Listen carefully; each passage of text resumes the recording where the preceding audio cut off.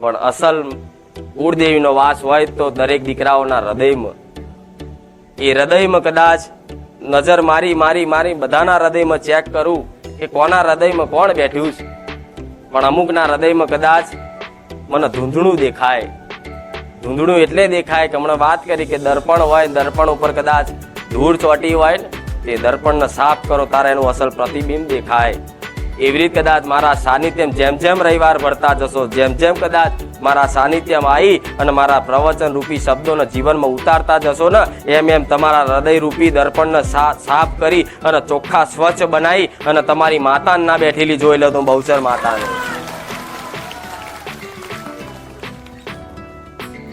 ભલે કદાચ એને માનતા હશો કે નહીં હોવ, પણ તમારી આત્માનો ને તમારી માતાનો સંબંધ છે. તમારી માં 24 કલાક તમારી જોડે રહેશે. એવું તો કદાચ મારા સાનિધ્યમાં આવ્યા પછી અનુભવ કંઈક ન થયો કે માં મારી મહાકાળી મારા ડગલે ને પગલે હોય છે. માં મારી ચામુંડા, મારી ખોડિયાર, મારી આશાપુરા, મારી શક્તિ, હોય કે મારી અંબે, હોય કે મારી બુઢ ભવાની, હોય કે મારી હિંગળાજ, હોય કે મારી ઉમિયા, જે જેવા નામથી પોતાની કુળની માતાને માનવા વાળા છે, એવી દરેકની માતાઓને આજ પેલા રવિવાર કીધું હતું એની એ જ વાત ફરી આ રવિવારે કહીશ કે તારા દીકરાઓ જો મારા પારે એક આસ લઈને આવ્યા હોય, કંઈક માગણી લઈને આવ્યા હોય, દુઃખ દૂર કરવા આવ્યા હોય, તો કદાચ આ મારી વાત તું માતા હોંભરતી હોય ને તો તારા દીકરાઓને ખંચેરીને ખોરે લઈ લેજે.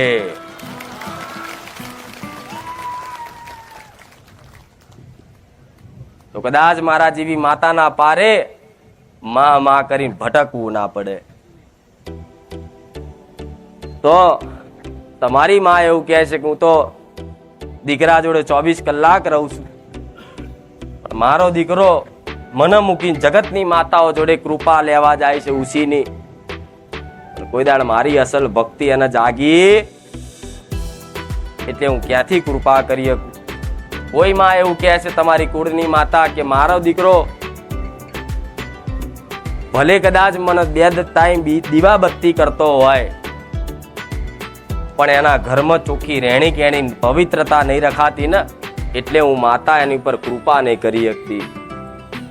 એટલે મારા સાનિધ્યમાં કદાચ હું એ જ શીખવાડીશ કે ભલે તમારા ઘેર તમારી કુળની માતાને તમે દીવાબત્તી ધૂપ ધુમાડા કરતા હોય, એની ભક્તિ કરતા હોય, એની આરતી કરતા હોય, પણ ઘરમાં થોડી પવિત્રતા અને રહેણી કેણી પાડી જોજો. તમારી માં કંકુના પગલા ના પાડત ગોડા હું બહુચર માતાને.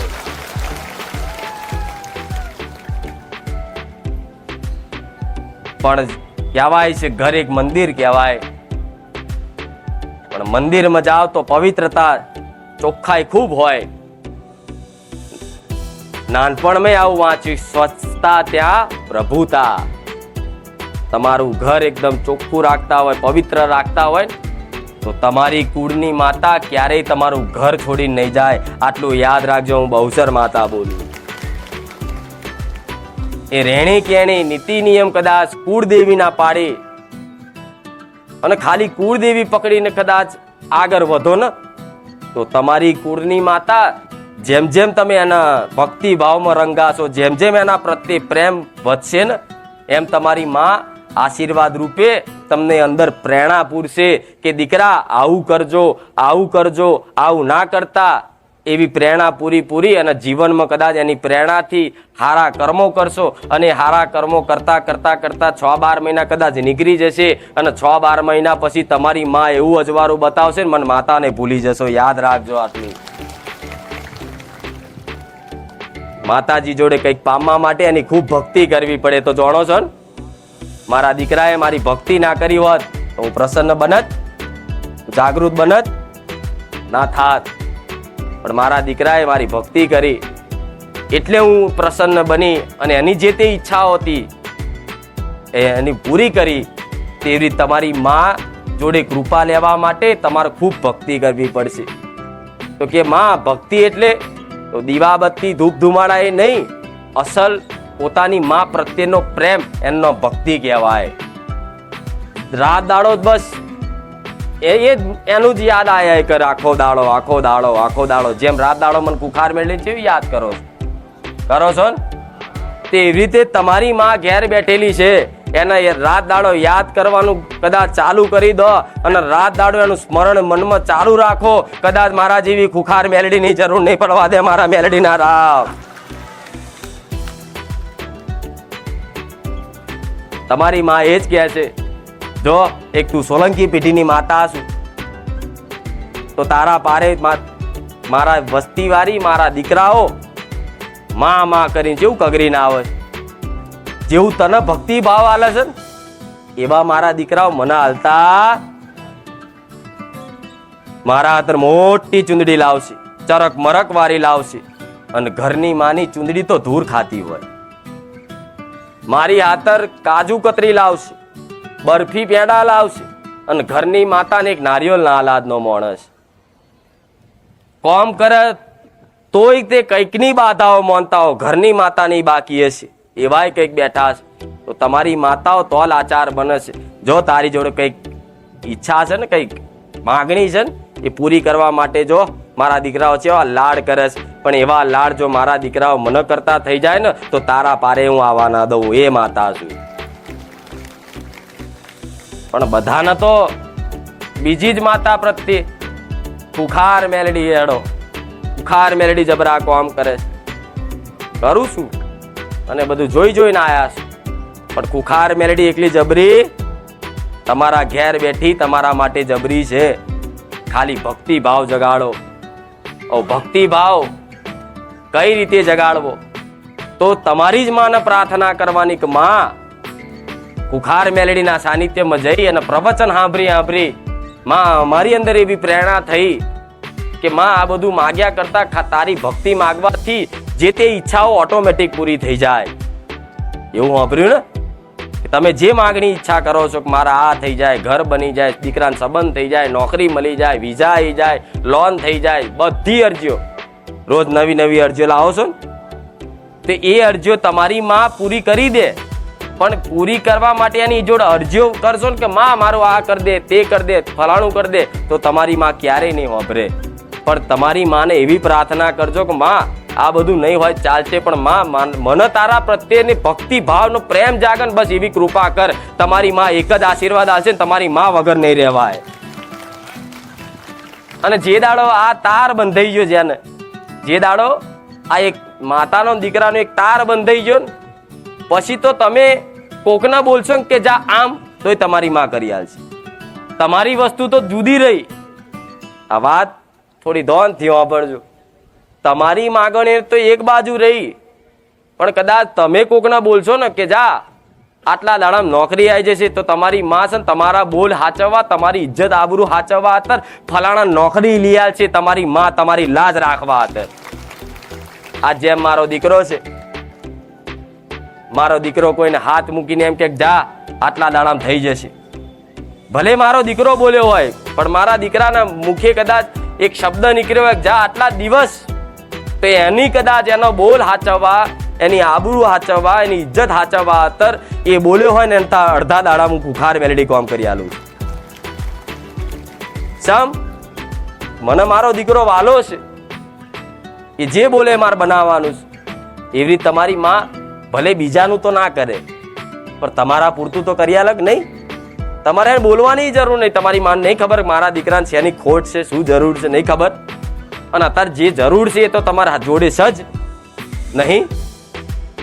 રહેવા ઘર જરૂરી હશે તો ઘર છે ને તમારે જો રહેવા. તમે આગળ વારસદારમાં કદાચ વંશ વિલાય આગળ વધાર્યા હશે, તમારે થોડી બાપ દાદાની મિલકત જમીન હશે અને સારી નોકરી હશે, શરીરે તંદુરસ્ત છો, તો તમારી માની આ કૃપા જ છે.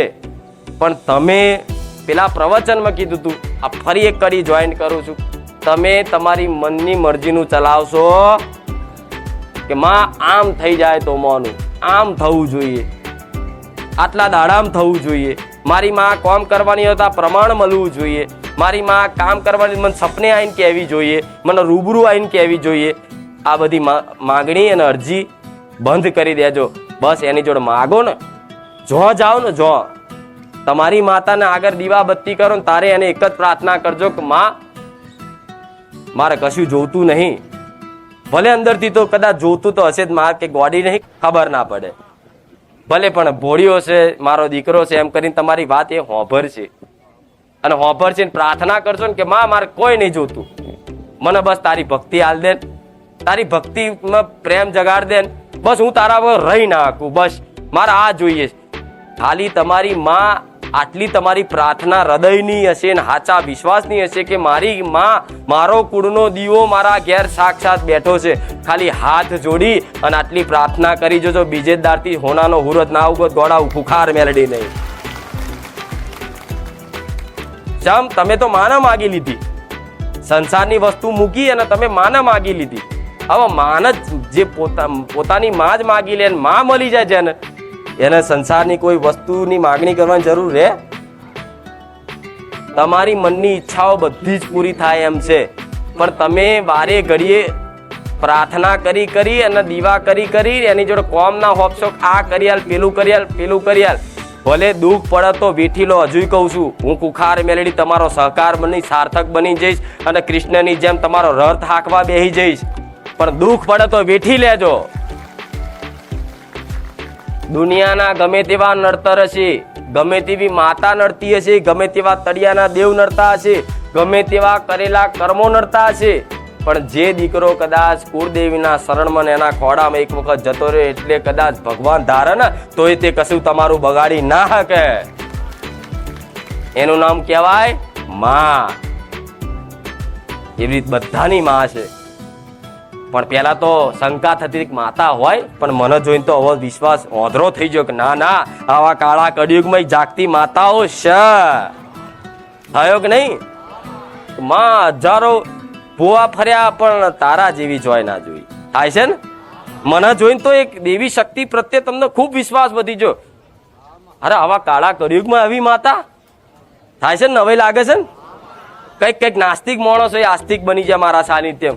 પેલા એવું કહેતા કે ભાઈ આ બધી માતા બાતા કશું હોય ને, આ તો ધતિંગ છે, નાટક છે, આ તો બધા ખેલ છે, પણ મારા સાનિધ્યમ જે ખાલી એક ખુખાર મેલડીમાં કેટલા સરસ શબ્દો અને કેટલા દિવ્ય વચનો દ્વારા આપણા જેવા અજ્ઞાની લોકોમાં જ્ઞાનનો પ્રકાશ ફેલાવ્યો છે.